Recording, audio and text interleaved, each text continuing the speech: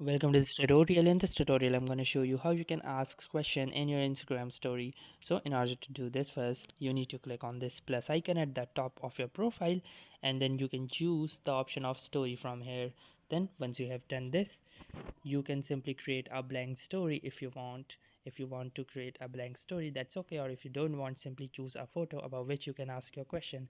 So I will try to create a blank story. So in order to create a blank story, simply click on the camera icon, and then once the camera opens, simply click on this a icon right here, and here you can see that this is a blank story right here. Then you can simply choose anything, for example, let's say this story right here, and then click on the next button. Then once you have done this, you need to click on this stickers icon at the top. Now from here you need to choose this questions option. Once you have clicked here, you can ask any question. So for example, let's say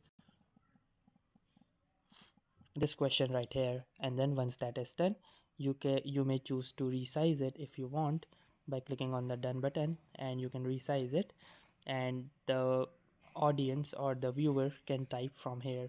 Then once that is done, simply click on this arrow button and click on the share button, and that's it, you are all set to go. So thank you for watching this video and have a nice day.